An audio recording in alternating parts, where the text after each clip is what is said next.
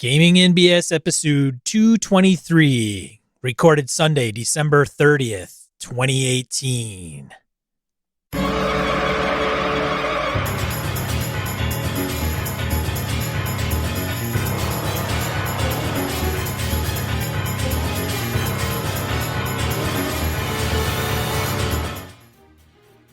Welcome to Gaming NBS, the tabletop RPG podcast. I'm Sean. And I'm Brett. Welcome to the show. Welcome back, folks. If you've been here before, glad to have everybody here. We survived the first part of the holidays, and let's see, tomorrow for us is New Year's Eve. Last day of 2018 is tomorrow. Sean, have you got any crazy plans for New Year's Eve? Are you like a big New Year's Eve blowout, get fucking hammered, be that guy? No, but 2018 can go screw itself. That's all I got to say. It's interesting. Everybody, at the end of every year, I can find somebody who it's been their worst year. Yeah, it hasn't been a great year. I don't know if it's been the worst year. I'm just saying it's always somebody has it bad. No matter where you are, it's never the best. Anyway. Yeah, I don't plan on going anywhere necessarily again. Unless I stop by my buddy Doc's, but we're not even, Tam and I aren't even going out to dinner. No? We went out last night. Yeah, dude, it's amateur hour, man. And it's totally amateur. It's absolutely amateur night. It's, honestly, Susan and I are staying home too. Just easier. Yeah, just. I've also found the most restaurants I go to, like, you know what? I haven't had steak. I need a steak. I'm going to cook the best steak. I'll get my own cut. I can grill it the way I want it to. It will taste better than 90% of the places I've gone. So what the hell? Well, I can't say that. No?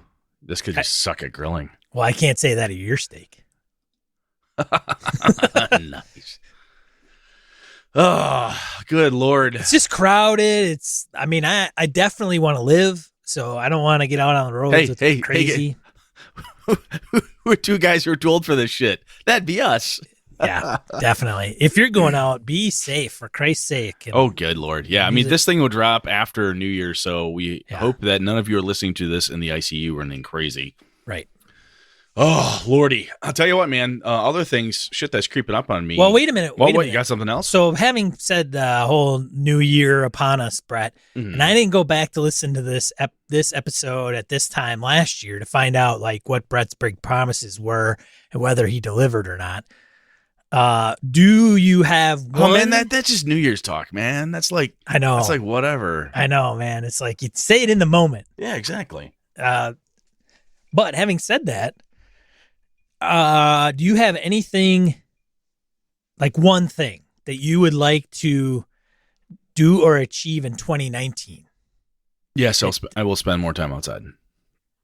That's okay. That's all right. I said that last year, and I did. I had more time afield than I had the previous year, and this year will be more so. So you last year said, "Hey, I'm going to spend more time outside," and you did. Yep, I did. And I will increase it even further. Even further. Not enough fresh air. Never enough fresh air, man. No, seriously, I feel better, and I enjoy it a lot. And it's one of those things that my son and I and my youngest daughter like being outside and doing stuff, and I'm just going to jack it up and do more. It's fun. We do owe patrons target practice demo. Well, as soon as you get the spine to come out here, I've got a rifle range and I've got weapons. So, well, that didn't sound very inviting, actually. Oh, I'm sorry. I thought you knew what you were doing. Well, I mean, just the way you phrased that. Okay, but seriously though, as soon as you're ready, willing, and able, we'll make time and we'll make it happen. Oh my God! All right. What about gaming? Anything gaming? I've said this on MeWe in a couple of places. I want to run more stuff. I had more stuff. You want to run more? Yeah, I want to run a little bit more, and I think I need to do some more online gaming. There's plenty of opportunities where I'm like, I got nothing going on this weekend. I bet you I could carve out 3 hours, 4 hours, and run a one-shot game for some folks. I could pull that off. We've got patrons we were thinking about running games for and so on that we want to do, and I'm like, I could maybe get in on that. Once EverCon, I think I mentioned this to you before. Once EverCon is over, I'll have more time. I do have games for the Avalon Kickstarter I'll have to run, but I mean, there's I like running games, and I don't think I ran enough last year. You said you want to run more stuff. Do you want to run just more, or do you want to run more different things? Yes. Do Both? both. Yes. Yeah. Mm-hmm. Oh.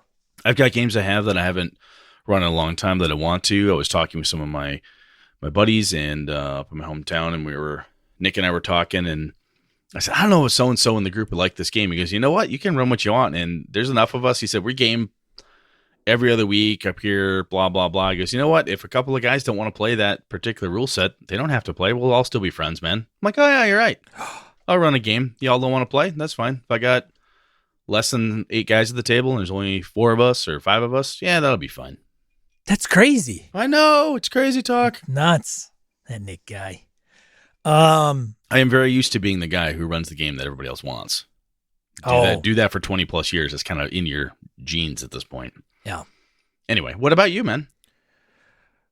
Well, I am starting my game, getting underway and organizing the online game that I owe some of our BS Occult members. Okay. So I think we've got 6 people that have signed up at that level. I don't know if every single one of them wants the game. I know Joe and Kev are one of the ones that I was kind of wondering, and they're like, yeah, as long as I can swing the schedule, great. Curtis Takahashi, if you're listening to this, man, I'm waiting on you, dude. You're the outlier. Otherwise, damn it, Curtis, get in there. I know. So I have everybody lined up. So I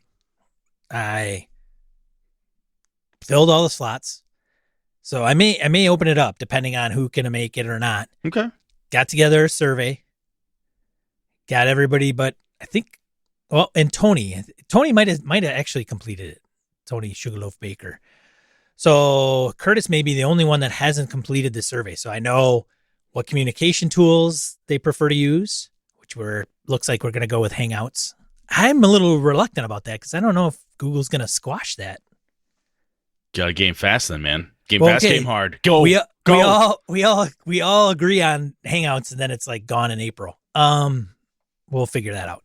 But first of all, I got to go from Patreon to how do we communicate, like coordinate schedules and other questions and all this other stuff. So Hangouts got everybody in there. And then it's just a matter of looking at what games they've played. Have they played online? What is their most recent game? When did they most recently play? So most of them have played within the last month. So none. Do you have what are you going to run? So I haven't decided because I said, hey, name 3 games you would really like to play. And I think out of everybody, there isn't a single one game that is like across all of them. Really. I will be willing to bet, knowing the folks in that list, if you said, hey, one of you mentioned this game, would you guys be in for it? Everybody be like, yeah, sure, we'll try that. That is true. There are a couple, like Joe doesn't care. Like, I don't think Kev really cares over. I mean, I asked them what 3 they would like to play. So I don't think it's a matter of like, I want to play this or I'm not. No one listed Fatal, so you're safe. Nobody listed Fatal. Thank you guys for not listing that. But I got that, and then the schedule, it looks like Tuesdays seem to be a consistent night. So I gave them slots and said, which ones work for you based on my schedule? And so they said, these are the 3. And then I listed a bunch of characteristics like role playing. What is important to you? What is least important? Role play, plot, story. This is a newer, softer Sean. I got a lot of info, but it was very quick. Like it literally would take somebody to take 5 minutes to get this done. Nice. And so I can look at it and go, okay, Josh Wallace, answered these. Paul answered these. I got it. Okay, I better make sure I get this involved. Then I put genre, like what top 3 genre would you like to, or you find satisfying, or you prefer, espionage, real life. I mean, it's good. I got a good freaking solid, I think, starting out survey, which I will put together all kind of the details of the questions and answers that I have, or not the answers, but the questions. And I'll put it out in a document, and people, if they want to set up their own little survey just to throw up in case they want to start a group, great. So that is done. And now I'm going to have to just decide on what we're going to play and how. The other thing I also asked was duration wise. Do you like one shots or do you like epic campaigns that span over a year? and then everything in between. And now I've got people that are like, oh, I really prefer a one shot, then a shorter one, and then a little longer, and then a little longer. And then I have another person that was the complete opposite, like the most epic, long campaign, mini campaign. You're muted. Mini campaign. I'm sorry, I was just cussing out Swick. I know Swick's the outlier. He's the one making us just miserable. Kidding you, Joe. But again, I think you're right. I think some of these guys would just be like, whatever, dude. I'm all like Josh is like, hey, I filled it out, but I'm willing to play anything. The interesting thing about doing this is we talked about this last time. You send it out there, people will say stuff like, hey, yeah. And then somebody, the idea is to start the conversation is right. What we try to leave it with is like, hey, do you like this? Yeah, no, seriously, I prefer this stuff, but you know what? I'm up for whatever. That conversation started. They gave you data and then they said, yeah, but I'll also do whatever the group wants. Well, that's pretty fucking cool. And it starts the conversation, which is the main piece. Instead of trying to guess what people want, you're getting actual data, which is cool. So I was thinking about Kids on Bikes or Tales from the Loop, but if there isn't I think there's one person that's chosen one of those games. Yeah, you're probably thinking about playing something more interesting. I get it. Well,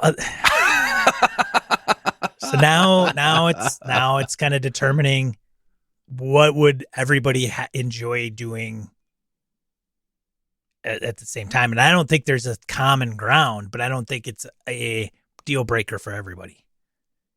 Cool. So that's what happens though when you get the communication piece. So, okay, we're not Hangouts. Now I can actually poke and prod these guys. Anyways, so yeah, we'll see.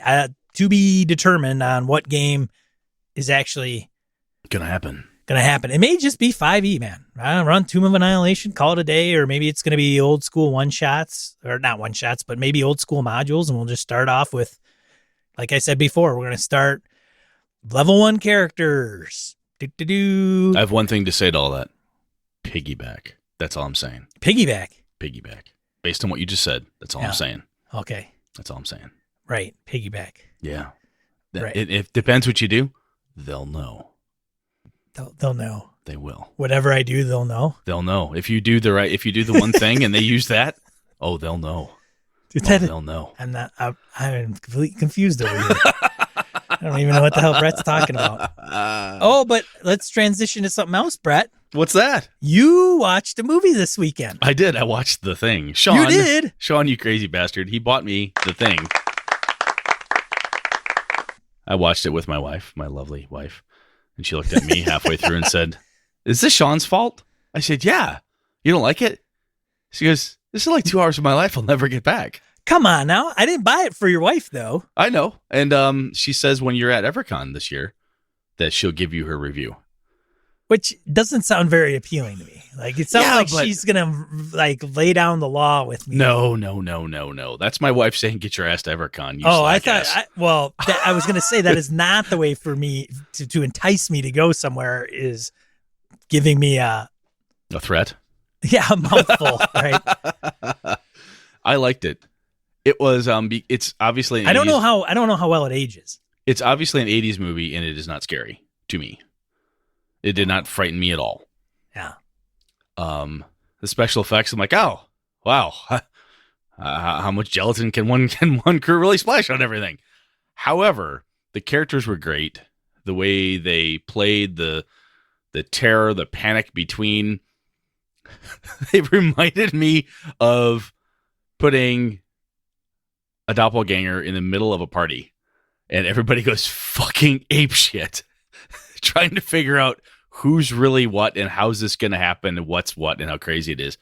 And it's actually amazing when you watch it. You're like, oh, I ran a game like, if you're a gamer at some point, you're like, oh, I ran a game like this. Oh, I played this. Oh, I read this story. Oh, I read something similar to this. It's really, really well executed though. It's a lot of fun. So it's a damn good movie. I had a good time with it. Wife hated it, but I like it. So you enjoyed it. I did. So it was worth watching. And I need that hat. That hat kicks ass. Yeah, Susan's like, no, you don't need that hat. Like, yes, I need that hat. That's his prime, Kurt Russell, I think, around that time. So I did some research afterwards, and they were talking about how the scene with the Norwegian base, that was the American base. They just filmed it after they blew it up and burned it because he couldn't afford to do multiple bases. So he just went to that one after it had been destroyed and filmed it after the fact. And because I pretty much knew what was going on because the movie had been out for a while. As soon as it starts happening, like, why are they doing this? Oh, that's what that is. Oh my god, stupid players. Oh, look at, oh Lord, oh, this isn't gonna end well. Oh, look, blood, death. It's kind of like watching it and knowing what's gonna happen. It's like being the game master with a really cool plot, going, wow, this is good. Wow, you guys are, you ate that, huh? Wow, you really, you drank that? Really?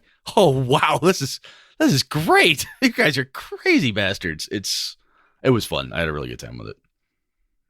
Yeah, that's good, man. I wouldn't steer you wrong with that movie. That was a good one. All right. Well, awesome, man.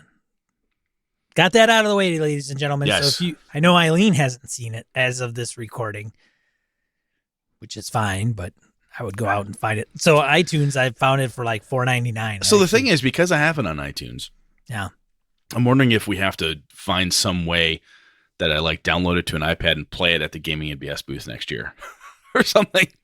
We could just have a mini stupid screening of the thing. I don't know. We gotta talk to Alex about it. I don't know. That's goofy. Anyhow, anything else? Anything else we need to clean up on, man?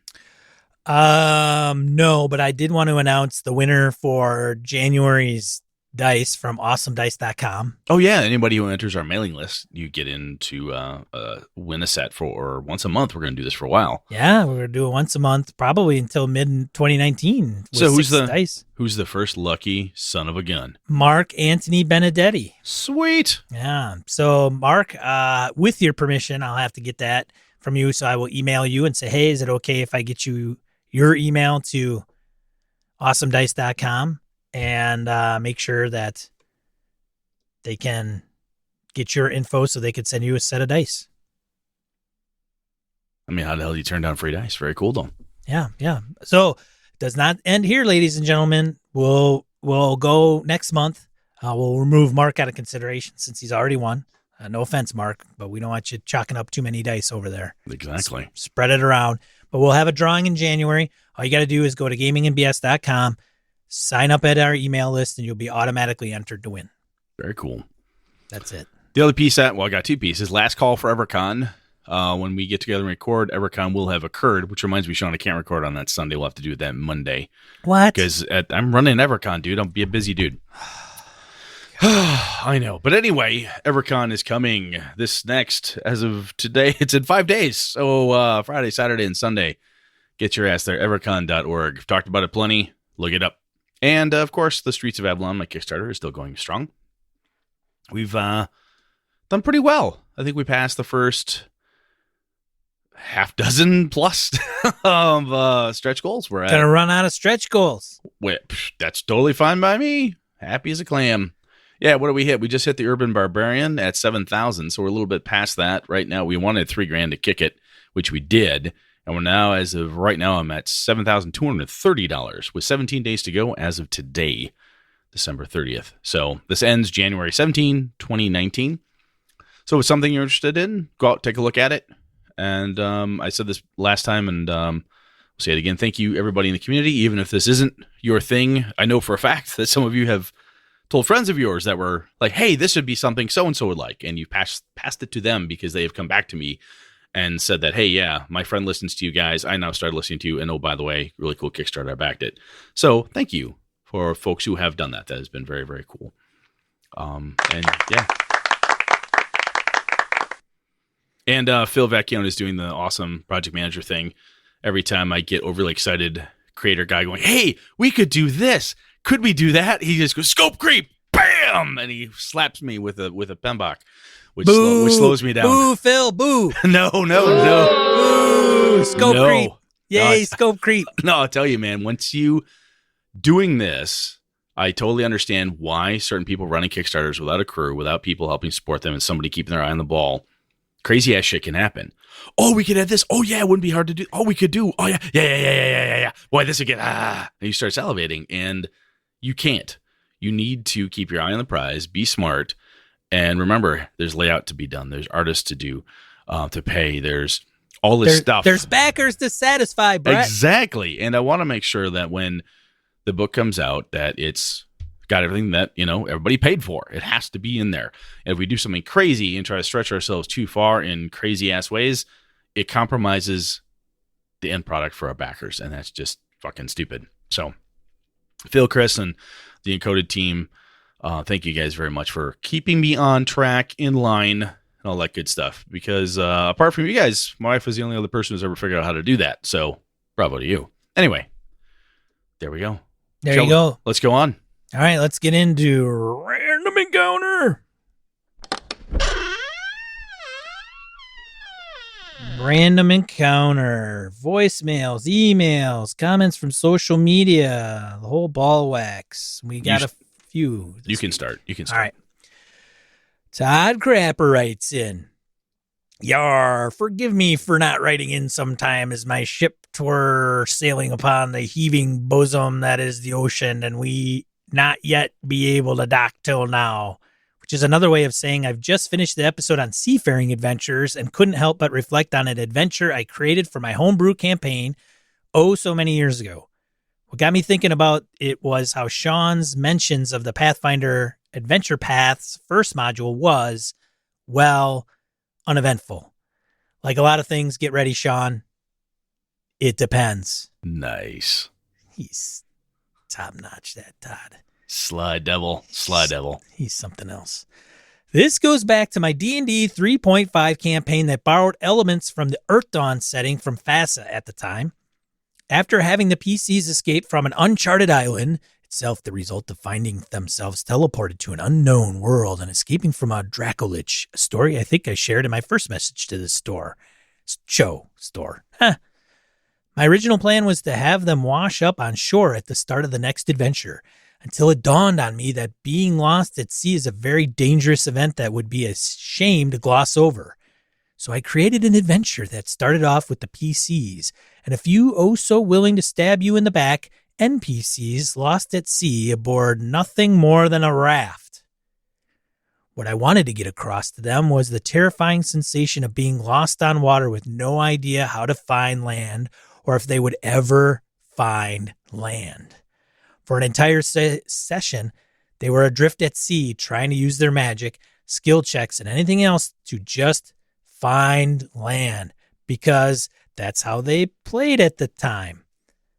Let the dice solve the problem, they would say. For an entire session, they struggled to find safe drinking water, food, and avoid social conflicts between themselves and the NPCs, which included a gnoll, if I remember correctly.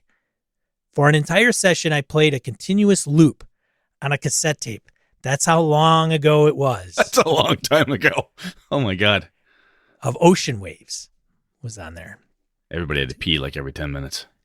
To complicate matters, they were being stalked by a giant shark that was more than a mere giant shark picking them off one by one. It wasn't until the players started to realize they had no clue how to reach land that I had things start moving forward.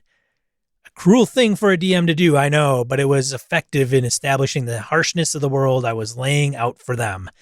Things weren't going to come easy, and while my players would go into hyper-aggressive twitches if I ever played that tape again, it was impressive to see how these characters were cool and strong on land, but helpless on the water.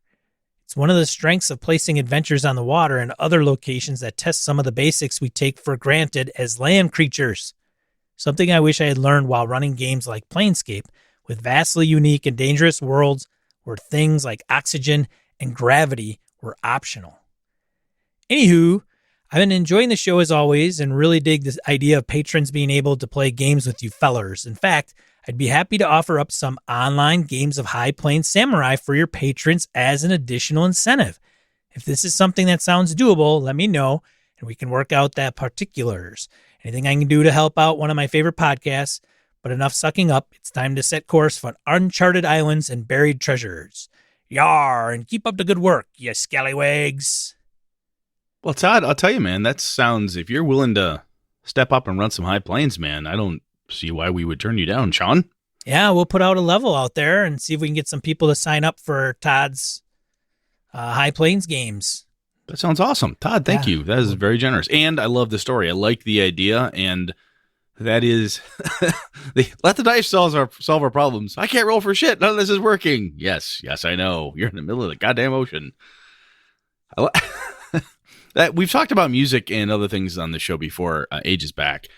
And that's one of the things I think is interesting when you have a set piece like that where you're on the ocean.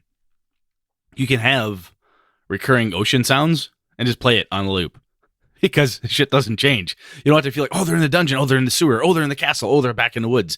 Nope. They're in one place. Hit play and hit shuffle if you feel like it. If you got 2 or 3 of them, but just play it over and over and over. I like that. I like it a lot. That's very cool. All right. You ready, Sean? Yeah, man. All right, Chris Carlton. Hey, guys. Something I've done for years with my players is create a gaming prospectus, and have the players vote on or rate each campaign based on the level of interest. We'll take suggestions from the player based on what they'd like to play next and tweak the idea as needed. This is typically done as we're sitting around the table wrapping up a session. Each campaign gets a short write-up. Age of Gold, for example. Age of Gold. Masked mystery men battling horrifying villains. Genre, pulp, supers, horror, supernatural. Setting, a world based in the 1930s of our own history, but it's a version of the past era in which magic of several kinds works and is being exploited with increasing enthusiasm by those few gifted folk who can get it to function or have been imbued with supernatural powers by destiny or blind chance. The 1930s corresponded to the later part of the pulp era and the very early days of the golden age of superhero comics, and that's very relevant here. Age of Gold is an age of pulp magic and arcane superheroics. Character roles. Adventures in the setting may be two-fisted pulp-style heroes battling evil masterminds with grit, skill, and scholarship, or masked mystery men alchemically transformed into something more than human. System, GURPS, point level 500, which is very important in a GURPS-style game. Style, pulp/cinematic, which is also very helpful for running GURPS, as an aside from Brett, because it helps you figure out what kind of skills, abilities, and powers and such that would be available. He goes on to say, then these are rated 1 to 5, 1 being a meh level of interest and 5 being, I demand we play this game. I then add up all the players' ratings for each campaign, and the highest rated is what we play next. In recent years, I've automated this a bit using Google Forms. Actual example, we've got a little link in the show notes. Another great show, as always. Well, thank you, Chris. I think that's, if you can get the group to buy into that, this type of approach is something I think I could do with my home group as well, because I've known the guys for a long time. I could say, hey, here's the thing, vote. Use a 1 to 5 scale, and there you go. I think it would work really well like that. With a group you don't know as well, I think it might be a little trickier to get people to vote. And then somebody might feel like they hadn't been heard or whatever the case is. But this is something your group would enjoy trying. I think it's a good approach, man. I like it. Yeah, it's super cool type of approach. I like it. I like how he's got it formatted, like the title of the campaign, the genre, the setting, character roles, the system, and a couple other things that might pertain to even style, pulp cinematic. I mean, when you think that, again, what does it do? It helps to start the questioning. Well, pulp cinematic to me means, like Indiana Jones, it's really hard to kill me. Ding, ding, ding, exactly. Oh, wow. That also means to me that mooks die easily. Ding, ding, exactly again, sir. Carry on. And you get to have that level-setting discussion based on a couple of key phrases and little genre hints and such that you got here. I like it. I think it's really cool. Yeah, thank you so much for letting us know about that, Chris. And anybody, we'll have a link in his automated or using Google Forms, which I have not looked at, but we'll put that in the show notes. Cool. Over to you, sir. Wilhelm Person emails us. Hi, guys. I just listened to the recent episode on Kids on Bikes and Tales from the Loop. Brett didn't seem all that convinced about playing kids. Smiley face. A couple of years back, I wrote a game in the same genre. Perhaps it would be a better fit. Anyway, thanks for a great show. I found it 10 episodes ago and am now making my way through the back catalog. Wilhelm. So, adding on to Wilhelm's email, to check out Occult. That's OKULT on DriveThru. We'll have a link in the show notes. Here's a synopsis of his game. You grew up in hometown, but moved out when That's hometown with a capital H, so it's hometown. Yes, it's like hometown. Growing up in Madison, Wisconsin, or Chicago, Illinois. Hometown proper, but moved out when you entered adulthood. A decade later, you're in your 30s, and the return to hometown brings back memories. Forgotten events are remembered, and together you begin to unravel the town's sinister secrets. Occult is a story game set in place that looks and feels like your own hometown, and you play someone who is just a little bit like yourself. Play proceeds both in the present and in flashbacks into the past as you explore the horrors of what if and could have been. Occult is GM-less and plays well with 3 to 4 players. It's $9.99, so $10 over at DriveThru. Yes. I'm gonna have to check that out. That sounds interesting. If nothing else, just from that approach, I like that. Yeah, it's that one would remind me of more of a kind of a Stephen King. Or I don't know any movies that come to mind. I know there's some that are out there, but it's like you return back home and everything that were kind of quirky is now maybe still in place, maybe not. Things are older. No, it's interesting. And that's one of the reasons why I'm really tempted to grab it, because how does Wilhelm grab onto it and how does it mechanically work? Right. And so on and so forth. But I like the idea. GM-less, that's a huge dynamic there. It is. I have not played GM-less games. I don't think ever. Brett, have you ever played Fiasco? No. Fiasco Doesn't interest me. It does. It may not interest you, but why doesn't it interest you? I don't know. There's something about it. I guess. So here's my thing. Everybody I've talked to, I hear, it plays like a Coen Brothers movie. I'm like, interesting. Wow. And then I talk to everybody who's played it. It turns into a version. Not only just a shitstorm, but a variation of Cards Against Humanity. And if I am saying what I have been told. When I talk to a lot of people, I get that vibe off it. I'm like, I can play Cards Against Humanity. I don't need to play Fiasco to do that. I've not. It's been, it's really fucked up, and this happened. Oh my god, blah craziness, and oh my god, insanity. I'm like, this doesn't feel like a Coen Brothers movie. It just feels like a bunch of people making up funny stuff. It doesn't seem like there's, I don't know, just doesn't trip my trigger based on what I've heard. Now I will try it. I think it's you got to get the right play set. Most likely. Which varies from one thing to the other.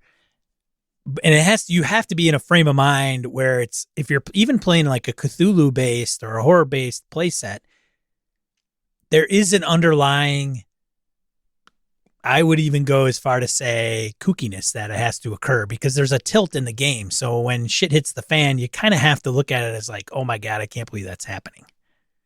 Like I said, I would try it. The reason I bring that up is I think Fiasco would be fun, depending on the play set again. And there's no GM, so it's all literally your relationship to your left and your right. Anyways. We'll have to see. Yeah. All right. So Gabe Dying writes in, let's see about, good Lord, I lost my page there. I skipped around. Gabe, there you are, Gabe. I was thoroughly entertained by how absolutely uninterested Brett was in Kids on Bikes RPGs. I had a pretty good idea for a short story around Halloween this year and ran a one-shot of Dark Places and Demogorgons for my home group. My genius setup was this. An abandoned brick house with boarded-up windows is owned by the funeral home across the street. In the basement of this house is Great-Grandpa, who has become a ghoul. He sits chained to the floor, pleasantly reading arcane text while being fed by his sons and grandsons who now run the funeral home.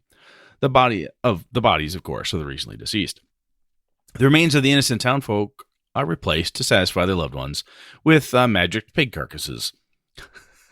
That sounds lovely. My genius plot was this. One of the player characters, recently had a beloved D&D tome taken from him by a bully at school that day. The kid said, if you want your book back, you have to come get it at the abandoned house across from Griswold and Sons funeral home. Plot complication. The local coven of witches is meeting in the main floor of the abandoned house on this very night. What happened? The players made it as far as the first floor of the house, where they encountered hook-handed Mr. Michaels, or whatever we named him, who was also the kids' shop teacher at school. He asked what book they were looking for, Unintentional Gold. Unearthed Arcana. Mr. Michaels was very interested and invited the kids to join their coven. Did they? No. In fact, they left the house entirely, deciding to go trick-or-treating instead. Entirely walked away from the adventure. Looked for the best candy at the best houses. Sounded like Brett would have been thrilled. We were invited in for drinks by a drunk woman in a bad marriage. One kid slow danced with the woman and got into a fist fight with the woman's estranged husband when he came home. In the end, they went to the bullies' houses where they were met at the door by the bully's super hot older sister, whom everyone was crushing on. She was busy on a phone with a very long cord. She assumed the kids were a friend of her brother, so invited them up to his room where they found their book, a lot of potential blackmail material. So for me, the one shot was a wreck, but the players insisted they had a great time and they want to play it every holiday. Oh, we'll see. But Brett, fellow Merper, Have you seen what's going on in Italy? Some cool people appear to be designing a MERP rewrite. I'm totally on board so far. I'm going to introduce the playtest to my group in late January. Gabe, I did not know about that. I'm going to go check that out. Holy crap. Now, there's a link that Gabe has in his email signature, which is www.vsdarkmaster.com. We'll have that in the show notes. No, this draws upon the inspiration of the works of Tolkien, Le Guin, Terry Brooks, Goodkind, and so forth. So I believe this is what he's talking about. I don't think it is, though. Is it the same thing? It reminds me of... I would think if it was in Italy, it would be in Italian. So I don't know if it's the same. Don't know. I don't know if... Gabe, dude, you got to let us know. Is VS Dark Master your stuff, or is that the MERP thing you're referring to? I think it's the MERP thing he's talking about. Because it looks pretty cool. Yeah, Against the Dark Master is a game I would have liked to play if it existed before I was defeated. Sauron. Okay. Famous last words. Interesting. Okay. That looked pretty cool.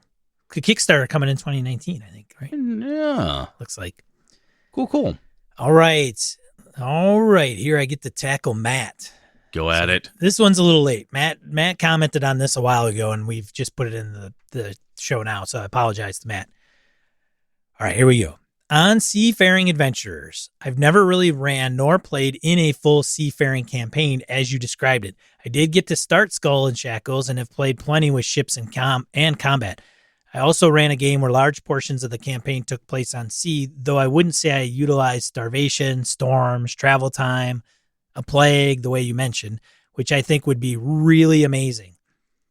One thing I think you guys failed to touch on was the morality issue.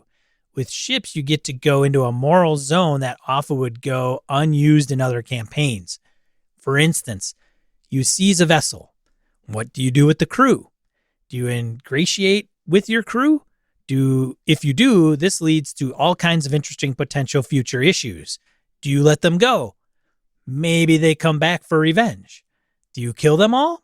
Drop them off on an island? All kinds of interesting and fun things you can do there, which is touche, man. Lots of choices. Yeah. It's the goblins kneel and say, quarter, we beg for mercy. Yeah. Ah, shit. Damn it. Yes. Boarding party, kill them all, we give. Ah, crap. Right. I got 20 men and women on the enemy pirate ship that I just gave up. Son of a bitch. Carry on. Continues. Or what happens when you run out of food, especially as the rations run out? Do they steal them? Does someone else? You can run a whole session off stolen provisions among the crew. I see a lot of avenues you can go down that shouldn't be purely minutia. And the roleplay opportunities are unique in many ways. You're stuck on this ship with these people. These are constant power struggles between the various factions and positions. When you enter leadership, how do you lead? How do you command respect? Combat can be very complicated as well because there are many factors to keep track of. Ship distance, grapples, cannons, who's on which ship. I've yet to find a system that elegantly handles all these details. I find mini combat is much better in this regard. Keeping track of ships, positions, islands, etc. goes a lot better. A virtual tabletop may be desirable even if gaming in person. I forget if it was a plugin, but in Map Tools, I was able to pull a ship, and all the characters on top would move and stay in place. Speaking of this, maybe you could have an episode on vehicles and combats in general, because they aren't very well done anywhere. The best I've probably seen is Savage Worlds, and it's not done very well there, honestly. They just really dumbed it down, making it easy to play. I also agree water is ominous. I do not like swimming in water where I can't see a fair distance away. It creeps me out. I'm going to jump in real quick. There is an interesting thought that just came to my mind that Matt, when he talks about on the ship, how tight it is, the thing that you just said there, Matt, that makes me think I would have fun doing this is that a ship is basically a micro city campaign, a city you can't leave, which was essentially every Vampire the Masquerade game that we ran back in the day, because it was such a bitch to travel from Chicago to New York or wherever, because traveling was really difficult. You ended up staying in the city and you had boundaries. You really couldn't leave certain areas. So if you think about a ship, especially a larger galley or whatever,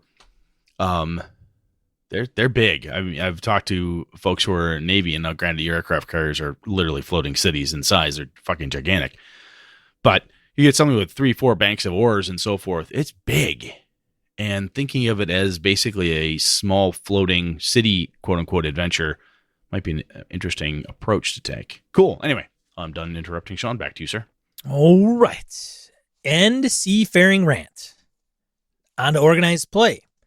So I'm a 4-star GM in Pathfinder Society. I'm close to the 150 I need to be in order to be 5-star, but have never been to a con, so I don't qualify anyway. And I have run Shadowrun missions, though very unofficially because their barrier for running officially is slightly higher, and it was with a group of about 10 people, so we all just played together. I've also played at least as many as I've ran, probably more. So I have quite a bit of experience here, though I haven't played or ran any since my daughter was born, which is now over 3 years ago. So it's been a while, and I'm not sure how the industry has evolved. While I haven't been able to get any in for several years now, I love organized play. It's really a great tool for gamers and that don't really have any way to get into a regular group. Generally, most people that aren't 9-to-5ers can really benefit from organized play, because I find it's harder for us to find solid groups, especially if you have a non-set schedule. But even if you just have kids and school events and church events, you may not be able to commit to a campaign. For these people in particular, organized play is like the only gaming they'll be able to get in ever. There have been times where it would have been easy for me in between gaming because of how my life tends to flow. With online play now, it's especially beneficial. It's also just a great way to complement your traditional games if you're so lucky. I was lucky enough to play in and run a campaign and used organized play in the gaps for several years while I was younger. Additionally, it can allow you to try different builds, which for me is really fun. I have at least 10 different characters in PFS, Pathfinder Society, and I would have never been able to explore all these builds through traditional play opportunities. I could see how some may think this is a negative, but it's major positive to a gamer like myself. It's also a great environment to learn how to game master. You can get in for one session on a pre-written mission with people just looking for that one-shot experience. You screw it up, whatever, unless it kills someone. And I know many GMs who got their start in organized play. So the structure is basically this. You go on an adventure. You can use what you find in the game during the game. You win or lose, but don't die. You get some cash. You can buy gear based on what you've unlocked. Varies by game. You get XP. When you get enough, 3 sessions in Pathfinder Society, you can level. There are certain rules set out by the controllers on things like which classes you can be and what you start with. Basically the house rules. Now, it does have some negatives. The GM can't house rule or do things outside of the rules. Now, for the most part, this isn't too strictly enforced, but I have seen a GM narked out once for allowing a player to do a rule of cool type during an encounter. This has only happened one time I know of in hundreds of games, but it's something you don't have to worry about at all outside of organized play. This causes other problems too. For instance, there is a good chance that a player has much greater system mastery than the game master, and even if he doesn't, he may know everything about this build or his build. He only needs to master a very short rule list about this PC. The GM needs to know a lot more. Yeah, I find that to be so very true. So on the head. Therefore, they can game the system, and most of the time you don't want to stop during the game every 20 minutes to look up a rule, so they tend to get hand-waved a lot. This can also cause conflict when neither the player nor the GM won't relent on an issue. If it's not a life or death issue, the best advice I have is the player lets the GM ruling stand, and they find the rules after the game. Also, broken issues that may come up can take several months to fix. For instance, PFS has made several builds illegal, but they usually allow them until the next session rulebooks comes out, which is once a year. It's not unheard of for a bunch of synth summoners to run through and solo appropriate level encounters for a year until they get banned. This is also painful to the players, as instead of maybe being able to adjust a few things and keeping their PCs, they have to do complete rebuilds. Note, all the negatives are greatly exasperated with online players. When I went to FLGS, you rarely run into any of this. I don't know why, but online gamers just seem to have crazier system mastery than IRL players. And even if it's broken, sometimes IRL players scale back a little more. All in all, campaign play is superior, and I recommend it over organized play. If you can't do a campaign, it's preferable to do organized play than not game. And if you can do a campaign and some organized play, that's the best of all worlds. If you have any questions, you can feel free to ask. I may have an answer for you. As I said, it's been probably 4 years since my last game, but I still remember some stuff. Thanks, guys. Good stuff. And don't forget the vehicle episode. We'll have to do vehicles episode. That's interesting. You, sir, have a solid grasp. Yeah. I would say, Matt, around the online stuff. The rules mastery, basically what I get out of that, Sean, is the negatives that Matt's pointing out is the same shit I run into in home groups, con games, whether it's organized play or not. You know, I bumped into all of those negative types of things. I remember playing Vampire at one point. There were certain powers that would come out in a book, in a new splat book or something for a clan. I said, hey, I want to play an Assamite and I want this power. Sure, I don't see why that'd be that bad. 9 lives was the one. Trying to be a motherfucker to kill the guy or to hurt him in any way. It was just weird things we'd have to say, all right, as of today, this power is no longer available for anybody. Right? You'd have to nerf things. You have to go at it and try to fix stuff when you would find it was broken. Maybe not broken from a rules overall integration perspective, but how the group played or whatever. So, interesting. And I think we talked about this there, is that people will generally, if anybody works retail or anything like that, everybody has a bad story, and they're happy to share the shittiest of experiences they had. Oh, I went to that restaurant one time. Let me tell you about how bad it was. And it's very hard to get people to talk about the good things. So, Matt, I appreciate you calling out the ups for organized play. I think it's important because there is a lot of good stuff in it. And while it may not be for everybody, it's, as you said, if you're a gamer and that's the best and only way you can game because of schedule and whatever, that's better than not gaming at all. It really is. And there's, as he says, the bad stories, they're few and far between. Most people aren't assholes. Most people are pretty good people. So there we go.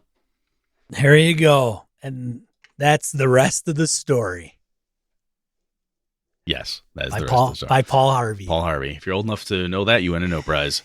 All right, shall we? Yeah, let's get into the main topic.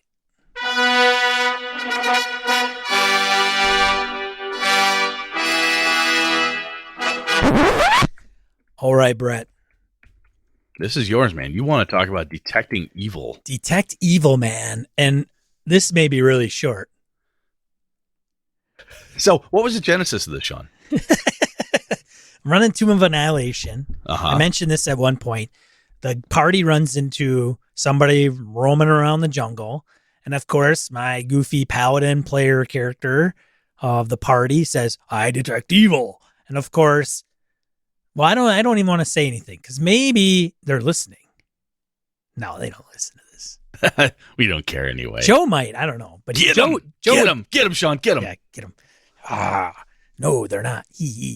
But anyways, I always had an issue with detect evil. And I think this is kind of a weird dynamic because when I was talking to Brett about this before the show, he's like, well, it's funny how many rules we don't read. Because we know them from ages past. Yeah, because they've never changed. So detect evil must be the same every edition. Or they have changed. We just haven't bothered to fucking look since first edition. So we're going to complain about a rule that doesn't even really apply to the issue that I have with detect evil because they changed it to make more sense. Well, maybe.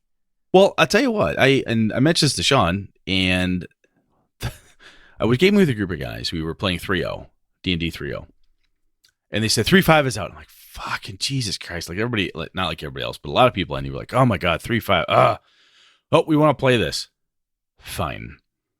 I ran into a deal. I bought the 3.5 books. And every time somebody would try to use something, I would say, because I was being pissy as the game master, they made me buy a new set of fucking rulebooks. I said, look it up and tell me how it really works. So from 3.0 to 3.5, I, being an ass, game master, like, read it. I don't believe it. They may have changed it. They could have changed it. That was like this kooky mantra I had. But the more we did that, the more I realized it mattered. Because like, wow, that never worked that way. Compare that to 3.0. Fuck, we were doing it wrong there too. Especially when it comes to spells and effects and powers and things. Shit has changed. Especially when you're in a game system that has longevity like D&D. I'm positive something from 4th edition to 5th is not the same. And probably all the way back to 1st. So I'm willing to bet, Sean, that your person was thinking of the old school paladin rule back in the day where detect evil. A paladin can detect evil at any range up to 60 feet at will, provided they concentrate on doing so. It's probably what they were trying to figure out, right? Just detecting evil. Right. And if I remember correctly, I'm looking at my Osric rule here because I have this in front of me. Detect evil in Osric. The spell allows a magic user to detect emanations of evil, or good if you reverse the spell, with the spell's area of effect, a beam-like pathway. The spell detects evil, not danger, so it'll be useless to discover things such as mindless traps or poisoned wine glasses. Neither will it detect a cursed item unless the nature of the curse is such that the cursed item is inherently evil. Let's go to 5e. Divine sense for paladin. The presence of strong evil registers in your senses like a noxious odor. Powerful good rings like a heavenly music in your ears. As an action, you can open your awareness to detect such forces. Until the end of your next turn, you know the location of, not evil, not good, Sean, of any celestial, fiend, or undead within 60 feet of you that is not behind total cover. You know the type, celestial, fiend, or undead, of any being whose presence you sense, but not its identity. You wouldn't know Count Strahd was standing back there. Within the same radius, you can also detect the presence of any place or object that has been consecrated or desecrated. If you look at the spell is very much the same. And the interesting thing here is 5th edition did a thing which I really like, is it took the nuance around, well, what's evil? Because this is where my players would argue the fuck out of something. You would have the paladin walking on the street. Back in the high school days, we used to count experience points all the time. I need some experience points. I'm a paladin. I detect evil in the bar. Who's evil?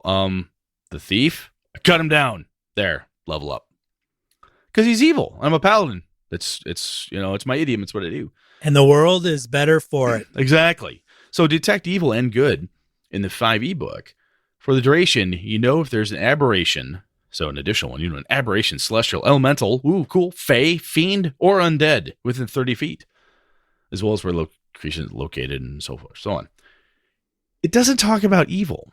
No. Or actually good. It talks about a type, a creature type, an entity type, a racial type, if you will. If it's fey, it tells you what that is and so forth. And I have not gone back to 2nd edition or 3rd or 3.0 or even my Pathfinder book to see how the hell did they do it. And I think it's interesting because we old Grognard guys will look at these things and say, oh yeah, it's a pain in the ass. And other players who have played with us historically will say, oh yeah, I detect evil. And sometimes what's on the outside of the tin is not what's on the inside. Because that's not really detecting evil. That's detecting a type of creature. Right. Or consecration or desecration.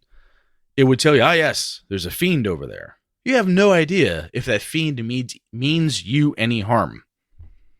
You know it's a fiend, but you don't know if that fiend wants to make a deal with you because it will need to do something. You don't know if that celestial is actually a conniving son of a bitch who will use you as a distraction and a sacrifice for the greater good. You don't know that, which is where we would have the arguments back in the day about detect evil. Well, he's an angel. What if the angel had a nefarious meaning to their actions? Like what? Well, they can't just sacrifice me for the greater good. That's an evil act. Then we would get arguing, like an alignment arguing, right? About what's good and what's not. So you'd always try, well, if the alignment of the thing is evil, therefore it has to be evil. And oh my God, blah, the nuancy, bullshitty stuff would go back and forth. So I think when you and I started talking about it, a little kind of pre-show preamble, I think it's it's like this wonderful case of look up the rule. Do not assume what it does. as a player or anything else. You need to check that out. Even if you don't want to, you could fuck the rules, ha ha ha, Brett will say sometimes. But you need to look that stuff up. You can't just go with it by saying, oh, I know what that is, and just assume by a title that you understand it. Fireball and 5e, slightly different than previous. Magic Missile operates a little bit different. Magic Missile in Redbox is different than it is in first edition AD&D, ladies and gentlemen. So it's different. It does not always operate the same. So Sean, what happened in your? So I totally thunder stealing there. I apologize, but how did they go in your game? Did your player get crabby that something didn't work, or what happened? I think I mentioned to him that something just didn't seem right. Okay, but they couldn't put their finger on it. Pretty ambiguous, not hard and fast. And if I read the rule, nothing. If I read the rule, it would be like, "Yep, okay, sounds good." Well, but are they evil? I don't know. No undead, no celestials, no fiends or aberrations. It looks good to me. Right. Well, I could tell it just by looking at him. Well, no, not necessarily. I don't know. Succubus transformed into shape or something. Yeah. Never know. Never know. Not sure. But I think was the player pissed at that? No, he's not. He doesn't get too bad on me. Okay. Really. He kind of lets it go. He understands. He may Jeff is interesting because he'll try to bring up a counterpoint, or he will try to explain where he's coming from. Yep. And in doing so, it's not a big deal to me. If somebody says, "Hey man, this is kind of why I'm doing this. I just want to make sure." And if I said, "That's not how it works," he'd be like, okay. And he'd be good with that. I've got other players, they'll go to the mat. Which is why I have another player, but that go to the mat. What I find is interesting is they would even read that rule, Brett, and they would be like, "What? That doesn't make any sense at all. That's bullshit. Man, I should be able to determine whether the person's got an evil background or not." And I'd be like, which is hilarious because I will use this rule to defend my point of view. The rule doesn't. So the rule is wrong, and my point of view is solid. That's right. You went from being a rules lawyer person to fuck that. It should be this because I am right. This is how this functions. Yeah, it's funny how it's argued in the favor of them, regardless of what's either a rule or not. I had a group that was good or neutral, and they used the shit out of detecting undead and evil. Yeah. And they were pissed as hell when my bad guys found them. How? That doesn't make sense. They can detect good. Well, why would they just be doing that? I don't fucking know. It's an evil fortress. They're in the middle of fucking nowhere. They're designed to protect themselves from good. Why would anybody do that? Because they're fucking vile. They serve a demi-lich from, oh my God, what? What are you asking me? And so once the tables are turned, they get a little crabby about it. Oh, that's crazy. But I think detect evil, it can lend itself to the alignment argument, right? Well, how do I know if that's not really evil? It's just a type of thing. My piece is I don't have, Perkins or Merles here so I could say, why did you leave it detect evil or detect good when it's really detect monster type? Right. Why did you? Oh, probably, Brett's theory is that it's always been called that. Right. It's a bit of a sacred cow you kind of drag along and change its performance features. Speaking of which, I want to interrupt quick because I have a woman at work whose kids are getting into her one child is getting into D&D pretty heavy. I think I don't know if he's 13 yet. Good. Yeah. But one of the things she mentioned was, I don't understand it, blah, blah, blah. And I go, what do you mean? And she was explaining why is there like these numbers? And then right after it has these numbers, but you never look at the numbers, the previous numbers. You only look at the pluses. Right. Stats. So as soon as she said it, I'm like, oh, you're talking about ability scores.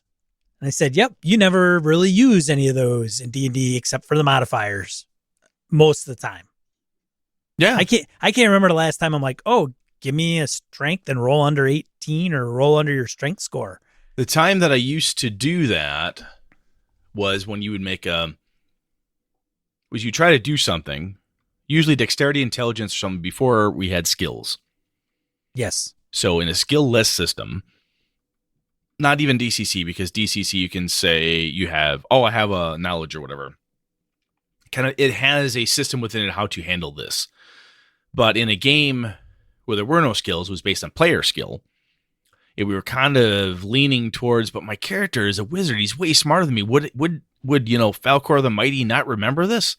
Roll your intelligence or less. And if you had a 19 intelligence, it was pretty fucking simple. If you had a 10 intelligence, it wasn't so easy.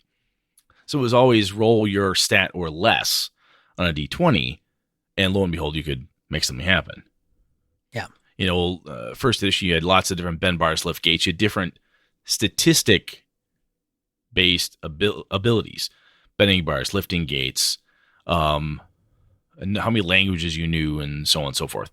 So, but we kind of took that idea of strength, allowing you to carry heavy loads, bend bars, lift gates, bust open, break down a door, and just extrapolated that to the other statistics. Right. So it is interesting because we'll often, this is one of those cases where, the game master, if you make a call at the time, like, look, you're not going to notice anything, it's kind of ambiguous. I think that's a legit way to go. You can say your paladin is trying to detect evil. Now, normally, they would detect evil, and that would allow them to aberrations, undead, fiends, whatnot, blah, blah, blah. If this person were a cleric or a thief that paid homage to Jubilex, or was in league with a demon, Orcus, or if they were doing something, I could see saying they are tainted in some way. You may not detect the undead upon that person, and that priestess may not necessarily detect as an aberration, but she worships this deity, and that may have rubbed off a little bit. Does that? So I think your little statement of house rule makes sense. Do you buy that? Yeah. It was just something I thought was interesting that came up really quick, and I'm like, she doesn't play the game, and all of a sudden she realized, like, I don't understand why this is there, and I'm like, it's merely to reference the modifiers. That's it. Yeah, it's a modifier chart. You're rolling. If you're rolling, otherwise you just have a list of modifiers. Well, then why do you got to pick if it's if it's point allocation? Then why use? Yes. Yeah, it's like, yeah, that's kind of dumb. Anyways, I do want to point out, and I'll have a link in the show notes under die roll for Paul's game blog, because he went into Spells Through the Ages, Detect Evil. Oh, nice. And it's an 9-year-old blog entry. But he talks a little bit about, here is the Detect Evil spell from OD&D, Volume 1, page 24. A spell to detect evil, thought, or intent in any creature or evilly enchanted object. Note that poison, for example, is neither good nor evil.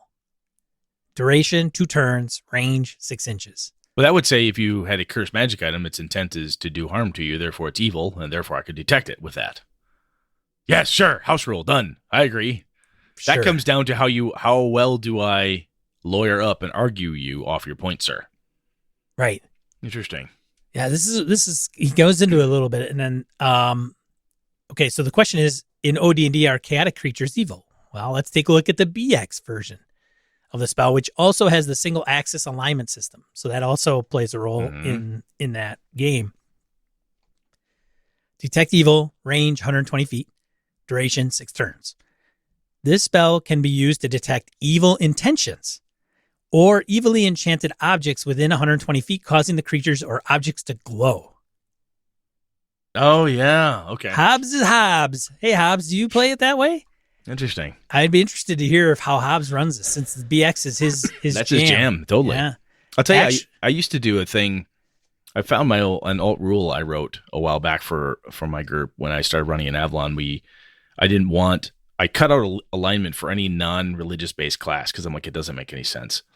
Based on how we were running at the time, if you were a religious based class, you had to you had alignment because you followed a dictum, you followed a path, right, a thing you were on.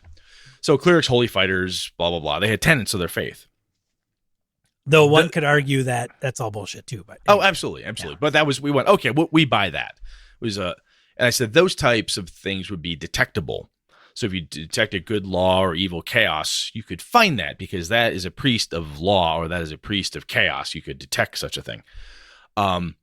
I'd also said, and my friends, because we had the "but what if" type of thing. So I said, additionally, if a person had recently acted or thought in a strong enough fashion, they could also be detectable. As an example, I said, would a person who has just performed a good deed, such as saving a child from a runaway wagon, would detect as a good person for a certain amount of time? A person who just picked a pocket would detect as evil for a certain amount of time. The residual detectability would work for locations and other inanimate, non-intelligent items. Dark Mage would perform an evil ritual, such as in his tower or on the edge of town. Over time, the tower itself could detect as an evil place. A blade that was used to fight demons and defeat undead would detect as good. You'd be, blah, blah, blah. Like if you had a dagger that was used as a murder weapon, it would potentially become an evil aligned thing insofar as it would detect as such. And that fit the type of game we were doing at the time. The group was like, yes, we like that. We can totally work with it. Because if I remember correctly, 3.0.3.5 in Pathfinder was detect good, law, or evil chaos. You could detect on the alignment axis in the different directions. Because I think the detection of intent, it just leads right into the old alignment arguments. Well, here we go. So which is why 5e gets rid of that and says, nope, it's type. Continuing on with BX, actual thoughts are not detected, only the feeling or evil of evil. The exact definition of evil is left to each referee. And you already see the problem there. And players should discuss this point so that all are in agreement. So chaotic is not always evil. Poison and physical traps are neither good nor evil. So that's BX. Now, I bet if I were to run that and it says like people would glow or creatures or objects would glow, it would probably be just to that person, right? It wouldn't be like, oh my God, look, that guy's glowing. I don't know. It doesn't state that. So this is how would you play that though? Wouldn't you rule that? We always played that if it glowed, everybody could see it. Oh, really? The reason we did that is because it stopped the dickhead paladin or cleric from just casting this willing, because the paladin could do it at will. Yeah. Pop, pop, pop. And we'd be like, no, everybody knows and they know you did it. Right. So at a certain point, you glow evil and you, the cleric Sean, drew that attention to me. I know you did it. Oh. I know you cast a spell on me and I'm glowing. I know you're the one that did it to me. Oh. Everybody can see it and now I fucking hate you. Otherwise, you do, click, everybody's glowing evil, ta ha ha, no one knows I did it. Nope. That's not, again, that was all house ruly because we were trying to figure out this moral, what's evil? What is the question of evil? My God, we were in high school. What did you expect we were going to do? Have you murdered or raped anybody? No. Okay, maybe you're not. Well, that's really evil. But what about these other lesser versions of evil? And oh my God. Well, so first edition muddies the waters further, Player's Handbook, page 44, which is the Osric kind of explanation that you read, Brett. Uh-huh. Spell which discovers emanations of evil or of good in the case of the reverse spell from any creature or object. Mm-hmm. For example, evil alignment or an evilly accursed object will radiate evil, but a hidden trap or an unintelligent viper will not. The duration of a detect evil, blah, blah, blah, per level.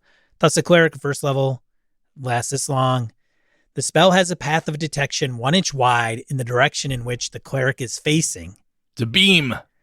It requires the use of the cleric's holy or unholy symbol as its material component, with the cleric holding it before him or her. Which is why the DM's like, you're fucking presenting your holy symbol. The bad guy sees you do that. Right. Yeah, no, that's good. But if they're behind you, can't see it.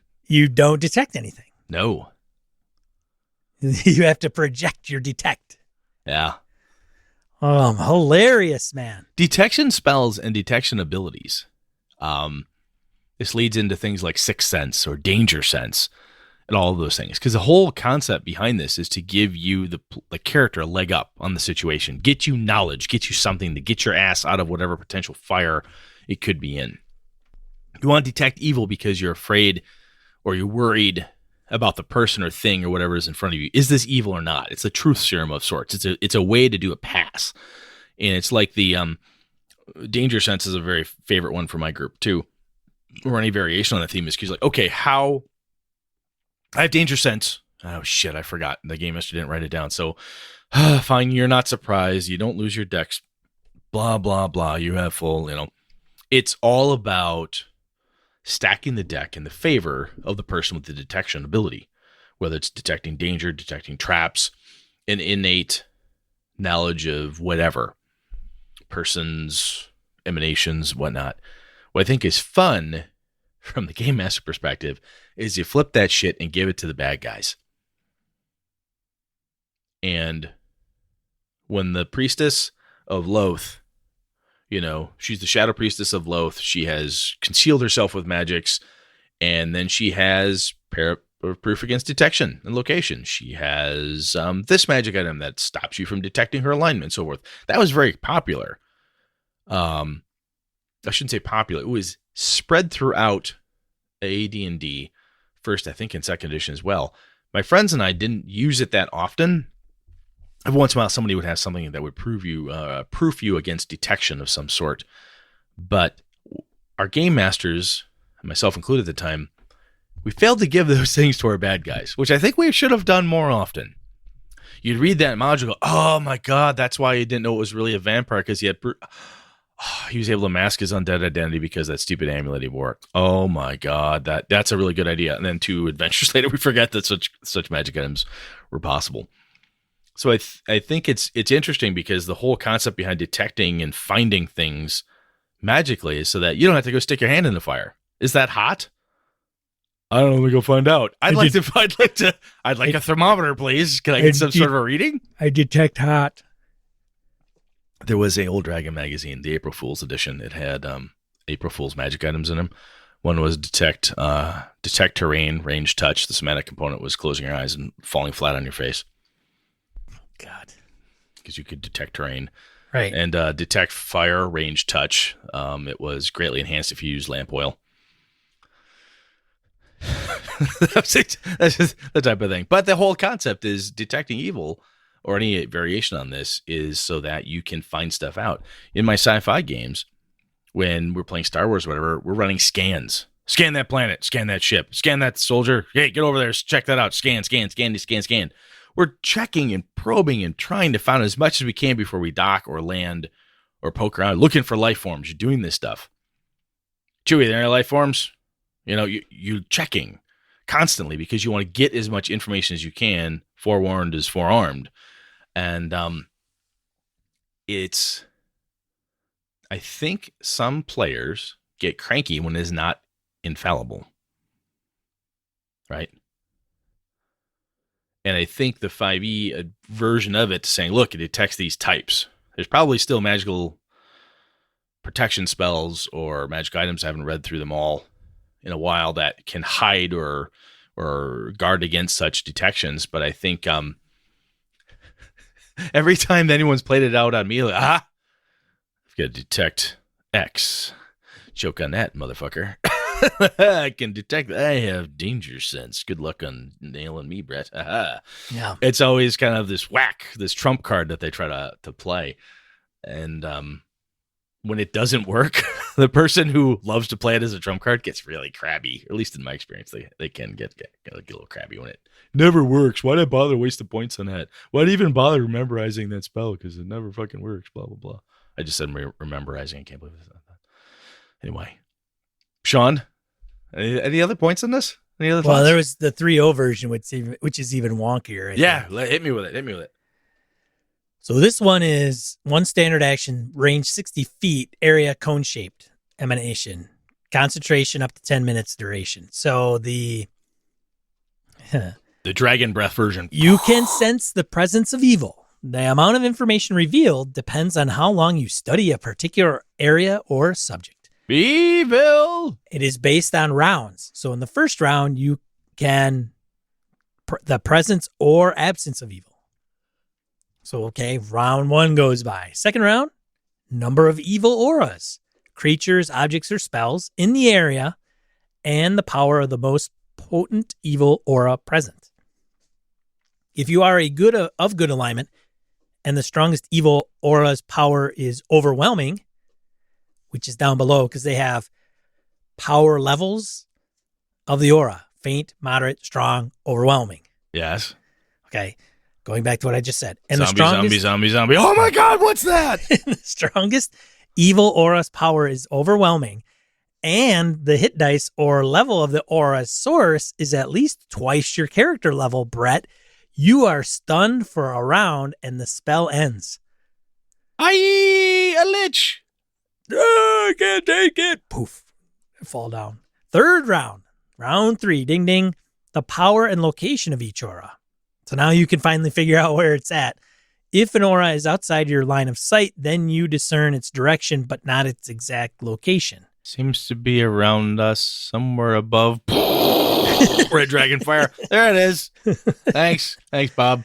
Aura power. An evil aura's power depends on the type of evil creature or object that you're detecting and its hit dice caster level, or in the case of a cleric class level, see the accompanying table. If an aura falls into more than one strength category, the spell indicates the stronger of the two. So there is a creature object kind of column. I got to tell you, man, I've tuned out.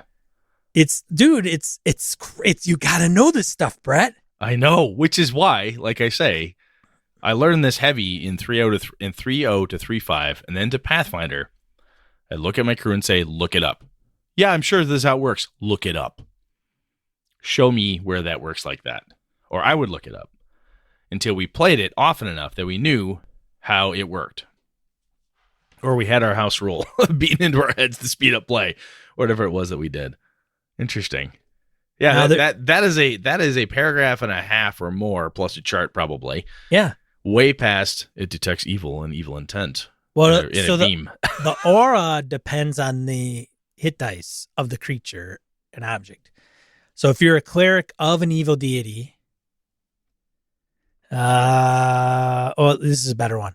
Evil magic item or spell caster level, 21st level or higher, it's overwhelming aura. So I understand what they're trying to get at. They're trying to kind of give you a sense of, well, if it's an evil creature, except for undead and outsiders, which have their own entries on the table, if it's an evil creature and it's a 10 hit dice or lower, it's faint.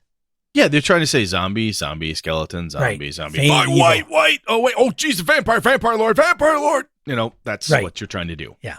Now, it also goes into lingering aura, which means an evil aura lingers after its original source dissipates, if it's a spell, or is destroyed in the case of a creature or magic item. So literally, a lich could leave and leave an evil aura behind. So if Detect Evil is cast and directed at such a location... That's equivalent of a really nasty undead fart in a room and then leaving. Exactly. That's exactly really right, Brett. That's nice. Brett going into the flatulence. That's Sorry. all. Sorry. That's how. Hey, it's the end of we haven't done a fart joke in a while, and it's how we roll. It's almost the end of 2018. The spell indicates an aura strength of dim, even weaker than a faint aura. So how long the aura lingers at the dim level depends on its original power. Huh. So if it's over, again, going back to the previous table, if it's overwhelming aura, it can last up to 1d6 days, but it would be dim. Animals, traps, poisons, and other potential perils are not evil. I think we've got that. And as such, this spell does not detect them. Each round, you can turn to detect evil in a new area. The spell can penetrate barriers, but 1 foot of stone, 1 inch of common metal, then sheet of lead, or 3 foot of wood or dirt blocks. Detect evil. Am I evil? Well, I mean, think about it. You went from a statement of, hey, you can detect evil if you're a paladin at will. Okay. What does that take for the glow? What is it? And then I understand the reasoning behind making it complicated and trying to do all of these bits and pieces, because what you just read to me is exactly what my group would try to do. How strong of an aura is it? Yeah. You detect magic on a because now I know how many hit dice the creature is. Again, it was all trying to get a leg up. We used to do this to my buddy Eric Schaefer. He was our DM in high school. Eric Schaefer, shout out to Eric Schaefer. Detect magic. Eric would say, yes, the sword glows magic. How bright? Pretty bright. On a scale of 1 to 10, on we'll say on a +1 to +5 scale, where does it glow? Fine, it's a 2. Yay, +2 sword. Thank you, Eric. Because you get sick of our shenanigans. It's the same principle. How evil is that guy? Oh, fairly evil. On a scale of zombie to lich, where would you put him? On a hit dice level. On a hit dice level. 1 to 20. Yeah, where would you place it? And I honestly like the the 5e version. Look, it detects type. Done. Aberrants, Fae, Undead, Fiends. There you are. Move on. Because if you get too detailed, if it's too vague, it's no good. And because all the creatures in D&D now have a type, they've had a type for quite some time, but just tacking it onto the type just seems to be a faster, easier way to get some data and not overwhelm either side with bookwork. Detection stuff, man, it's tricky. It really is. Because again, it's for the players to try to figure stuff out. Right. And Come on, man. Do not throw me a bone, dude. I got the spell. Do not be afraid to have your bad guys do the same thing to the players. Yeah, definitely reverse it for sure. Oh, totally reverse it. If the players have been kicking ass, that bad guy, when he goes back and reports to the Dread Queen, and she's like, all right, cool. Let's start doing some research. Let's start detecting. Let's start looking. Let's start probing and prying. Hey, I got 5 guys with danger sense. Those are the assassins I'm sending. I'm not sending run-of-the-mill anybody. Get my best people type of thing. So turn this on the players. When they lean on this as a way to get out of stuff or to get info, do not be afraid to have the bad guys do the same. That's my advice on that one. Right. All right, man. Shall we? Yeah, let's get into die roll. Let's do it. All right. Okay. I will have links to a couple of the references we have mentioned earlier. But going into a couple that I have, Jason Corley's Lamps Light Sanitarium, a horror source book for our 5th edition. So Jason had pinged us on Twitter and said, hey, would you like me to come on and talk about evil and playing evil campaigns, running evil campaigns, and things of that nature, because Jason had produced this source book, which you can now pre-order with the expected delivery of March 2019. He kickstarted it successfully. So it's using the 5e rules. It almost looks like it's, dare I say, Lovecraftian look. Yeah, he has that feel from the art he's got presented there. Yeah. Interesting. So shout out to Jason. If you're interested, we'll have a link in the show notes. So show notes to the Kickstarter. And I don't know I think there is a button to pre-order on the Kickstarter. Yes, there is. I'm looking at it right now. Which is probably like a backer kit edition if you missed the Kickstarter. So if you want to check that out, by all means. I imagine, I don't know, I can't speak for Jason, but I'm sure he'll have it out on drive-thru, that you'll be able to get it later. Yeah, so check that out if you want to roll that way. Another one, Paul's gaming blog. I just mentioned about him going through. It's a little dated, but it does pick up on some of the older, detect evil spells and kind of how he interpreted them. And I thought it was a pretty interesting write-up. Also, the comments are interesting too. It looks like there's a few comments that you can talk or look into. And then lastly, Return of the Lazy Dungeon Master. So that's what I'm currently reading. It's by Sly Flourish. You may know him as Mike Shea. It was kickstarted. I was in on that, and I got the PDF, and I'm ordering a couple of the print versions. You like it? I do like it. It's really fundamental. Mike really boils it down to, here's your preparation. There is a little bit, but you really don't have to go crazy. He has a checklist, and he talks about catering the checklist to each and your kind of your preference and your campaign. But it's really like, hey, here's how to create, wondrous locations. I mean, it's really elementary, and I would recommend any game master pick it up and peruse it.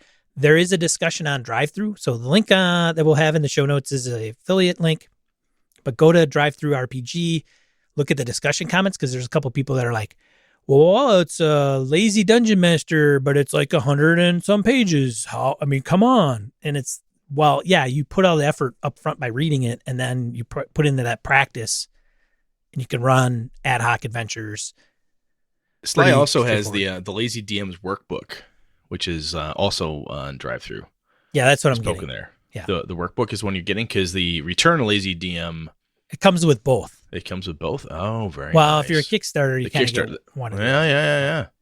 But so on drive-through, Return Lazy Dungeon Master is 1, and that one is what, $7 for the PDF, and the other one, the Lazy DM's workbook, is a separate PDF for $5. Yeah, but that's cool. I am oddly addicted to Game Master books, how to Game Master stuff. It's interesting to listen to podcasts and read this stuff and just get other people's perspectives, because sometimes you're like, that seems neat, I'll never use that, or wow, that's neat, and then 2 years later you're like, I wonder where I got this idea from, and you read back and wow, that was from this old Dragon magazine I read back in 85 or something.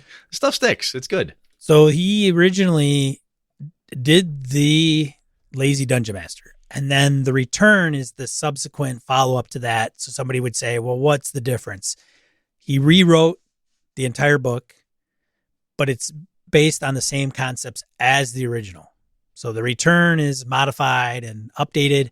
He does use and admits freely up front that it's really kind of with 5e in mind, but there's the principles that you can use in a lot of different genre and games. So it's worth it, because we talked about Stealing Cthulhu by Graham Walmsley, and I've read other books, stuff that Phil Vecchione did for Gnome Publishing when they did for Engine. Yep. Those books, even when you read through them and go, oh yeah, interesting, oh yeah, that's kind of cool, I don't know if I like that, that doesn't seem like it worked for the game I'm running right now. It's totally fine. If nothing else, getting another perspective, sometimes if you see, you go, wow, I do lots of this, it validates what you're doing, is totally fine, which some people may not like to talk about that out loud, but it's fucking nice to have validation like that. And the other piece is, it cost me $8, I read it, that was pretty cool, I gleaned a few cool pieces out of it. And when that other person says, hey, boy, I'd like to Game Master. Boy, it just seems like a lot of work, I don't even know where to start. Read this. If you found one, you read it and go, boy, that was really good, it's the thing to hand to that wannabe Game Master who's like, they played a lot. They played a lot of 5e. They played a lot of Call of Cthulhu with you or whatever it is. And they're like, they don't even know where to begin. I could never be as good as you, Sean. Boy, you really seem to know that game mastering thing. You got that down cold, Chris. I just don't know if I could ever do that. If you find a book like this that helps you, or you think is pretty solid, or you like the way it's laid out, and if you ever read one and say, boy, I wish I would have had this when I was starting, keep that book in mind and hand it to that next guy, girl, whomever you're running with or wants to run, because I think it'd be a great way to get people, to understand it doesn't have to hurt that much. So there you go. What are we talking about next week, Brett? Oh, Mr. Blake Ryan hit us with the going back and rebooting one of our old campaign stories. I got a couple of them. I think Sean's answer is hell no. Nah. So it might be the Brett show. We'll see what happens. Hey, what a good way. Last year, we are closing out right now. We are closing out the year of the Kelly. The year of the Kelly is almost over. It was a damn good year. You're still here. I know it was tough. You had your ups, you had your downs, Sean. But I got to say, man, proud of you. Good Thanks, job. Man. Thanks, Brett. It's funny. I've had people, when I bump into them at GameholeCon or GaryCon or talk online, like, oh yeah, well, the Kickstarter thing, oh, that's really cool, whatever. Boy, yeah, that, how's the podcast, blah, blah. Talk to Sean. Well, how would you talk to Sean? You don't know any of this? I know nothing about the podcast setup. Sean told me what mic to buy, what mic stand to get, how to run it, and what to do. If it would not be for you, Sean, I would not be on this microphone. And honestly, if it wouldn't be for you, I would not have a Kickstarter right now. So, I don't know about that. Dude, it's because of you doing this with you that I met Phil, I met Chris, I met Bob, Eloy Lasanta, everybody that I have met through this Kickstarter, Bob and Jen and all these people, and Jailene, all these really cool people that we met. That's because of you, man. So thank you. I appreciate it. Oh, you're welcome, Brad. I just love gamers, man. Just love you guys. But, hey, 2019, let us know what you're going to be doing in 2019. If there's one thing you're going to change, we don't want to do the whole resolution thing, but if there's one thing you want to do as it relates to gaming, whether you want to game master more, you want to run that one game of whatever, or you want to play in that one game, let us know on Twitter, email, voicemail, whatever it is, Reddit. Yeah, hit us up. We'd be interested. But otherwise, It's been a great 2018. Thanks for sticking with us. Thanks for joining us. I don't know what else to say. See you in 2019.